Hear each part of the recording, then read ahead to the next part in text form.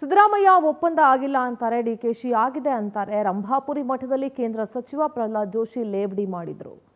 ಕಾಂಗ್ರೆಸ್ ಹೈಕಮಾಂಡ್ಗೆ ಕಂಟ್ರೋಲ್ ಮಾಡೋದಕ್ಕೆ ಏನು ಉಳ್ಕೊಂಡಿಲ್ಲ ಅಂತ ಲೇವಡಿ ಮಾಡಿದ್ರು. ಒಪ್ಪಂದ ಆಗಿಲ್ಲ ಅಂತ ಸಿಎಂ ಹೇಳ್ತಾರೆ, ಡಿಕೆ ಶಿವಕುಮಾರ್ ಆಗಿದೆ ಅಂತಾರೆ. ಕಾಂಗ್ರೆಸ್ ಹೈಕಮಾಂಡ್ಗೆ ಕಂಟ್ರೋಲ್ ಮಾಡೋದಕ್ಕೆ ಏನು ಉಳಿದಿದೆ? ಹೈ ಅನ್ನೋದಿದೆ ಅಷ್ಟೇ, ಕಮಾಂಡ್ ಅನ್ನೋದು ಉಳಿದಿಲ್ಲ ಅಂತ ಜೋಶಿ ಲೇವಡಿ ಮಾಡಿದ್ರು.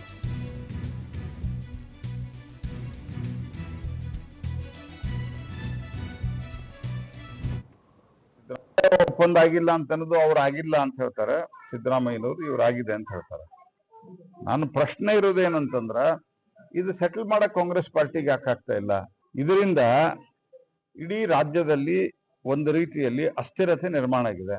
ಆಸ್ ಇಟ್ ಈಸ್ ಕಾಂಗ್ರೆಸ್ ಅಂದ್ರೆ ಭ್ರಷ್ಟಾಚಾರ, ಭ್ರಷ್ಟಾಚಾರ ಅಂದ್ರೆ ಕಾಂಗ್ರೆಸ್, ಎರಡು ಇದು ಒಂದೇ ಹೆಸರು ಅಂತ ಹೇಳ್ಬೋದು, ಸಿನಾನಿಮಸ್ ಅಂತ ಇಂಗ್ಲಿಷ್ ಹೇಳ್ತಾರ.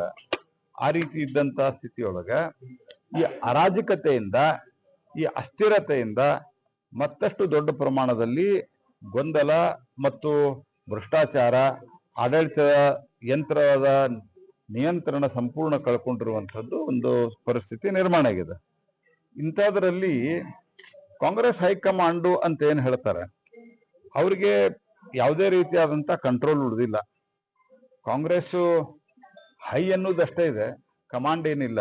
ಯಾಕಂದ್ರೆ ರಾಷ್ಟ್ರೀಯ ಅಧ್ಯಕ್ಷರು ಇಲ್ಲೇ ಇದ್ರು ಸಹಿತ ರಾಷ್ಟ್ರೀಯ ಅಧ್ಯಕ್ಷರೇ ಹೈಕಮಾಂಡ್ ಹೇಳಿ ನಾನು ಡಿಸಿಷನ್ ಮಾಡಿಸ್ತೀನಿ ಅಂತ ಹೇಳೋ ಸ್ಥಿತಿಗೆ ಬಂದಿದ್ದಾರೆ. ಹೀಗಾಗಿ ಗೊಂದಲಮಯವಾದಂತಹ ವಾತಾವರಣದಿಂದಾಗಿ ರಾಜ್ಯದ ಅಭಿವೃದ್ಧಿ ಕುಂಠಿತ ಬಂದಿದೆ. ಉಳಿದ 5 ವರ್ಷ ಅವರಿಗೆ ಮ್ಯಾಂಡೇಟ್ ಕೊಟ್ಟಿದ್ದಾರೆ ಜನ. 5 ವರ್ಷ